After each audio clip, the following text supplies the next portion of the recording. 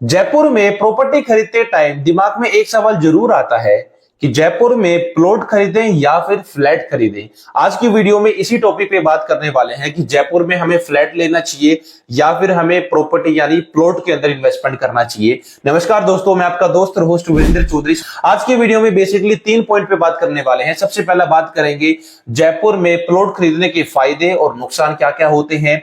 दूसरा बात करेंगे फ्लैट खरीदने का फायदे और नुकसान क्या क्या होते हैं। और तीसरा बात करने वाले हैं आपको जयपुर में क्या परचेज करना चाहिए, फ्लैट या फिर प्लॉट। इन्हीं पॉइंट पर आज बात करने वाले हैं। तो चलिए सबसे पहले बात करते हैं पहले पॉइंट यानी जयपुर में प्लॉट खरीदने के आपको क्या क्या फायदे मिल जाए हैं और क्या क्या नुकसान हो सकते हैं। तो सबसे पहले बातचीत कर लेते हैं जयपुर में प्लॉट खरीदने के आपको क्या क्या फायदे मिलते हैं।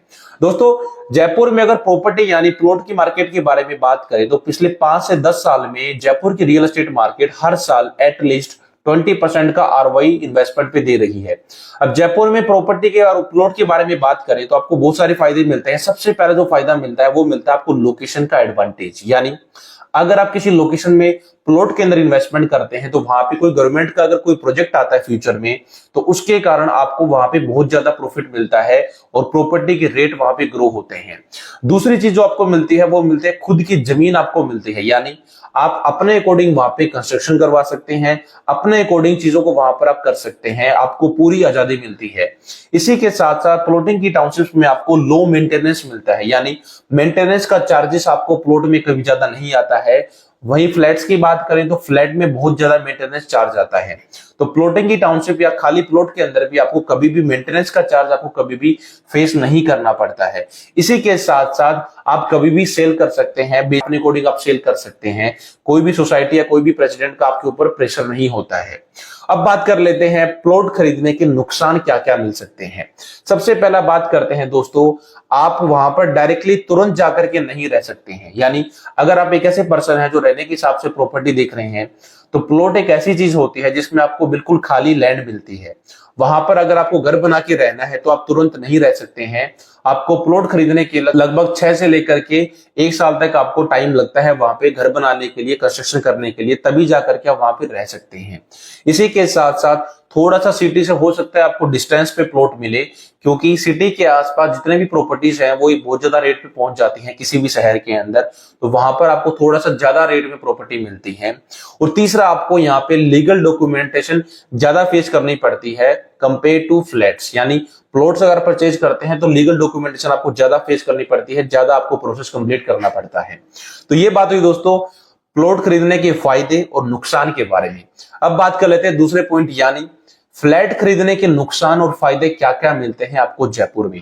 सबसे पहले बात कर लेते हैं फ्लैट खरीदने के फायदे यानी दोस्तों अगर आप एक ऐसे पर्सन हैं जो रहने के हिसाब से फ्लैट देख रहे हैं तो आप फर्स्ट डे से ही रह सकते हैं, यानी आपको रेडी टू मूव आपको प्रॉपर्टी मिलती है अगर आप फ्लैट परचेज करते हैं, यानी फर्स्ट डे से आप डायरेक्टली जाकर के रह सकते हैं। दूसरा दोस्तों, आपको जो मिलता है वो सिटी के नियर बाई आपको फ्लैट मिल जाते हैं, जिससे आपको सिटी के आसपास ही रहने का आपको अपॉर्चुनिटी मिल जाती है। इसी के साथ साथ दोस्तों फ्लैट्स में आपको ज्यादा फैसिलिटीज मिल जाती हैं। फ्लैट्स के जितने भी प्रोजेक्ट्स होते हैं उनमें आपको फैसिलिटीज ज्यादा मिलती हैं कंपेयर टू प्लॉट्स के।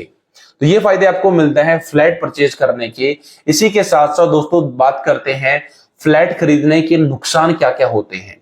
दोस्तों नुकसान के बारे में बात करें तो सबसे बड़ा जो नुकसान होता है फ्लैट की टाउनशिप में वो आपको ये मिलता है कि आपको मेंटेनेंस कॉस्ट हमेशा ज्यादा पे करनी पड़ेगी। यानी अगर फ्लैट आप परचेज करने वाले हैं तो लाजमी सी बात है वहां पे फैसिलिटीज ज्यादा होंगी, और जितनी ज्यादा फैसिलिटीज होंगी उतनी ज्यादा आपको फ्लैट्स की टाउनशिप में आपको मेंटेनेंस ज्यादा पे करनी पड़ेगी।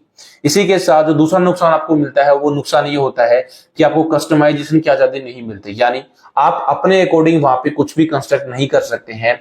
बिल्डर के नॉर्म्स के अकॉर्डिंग ही आपको सारी चीजें मिलती हैं।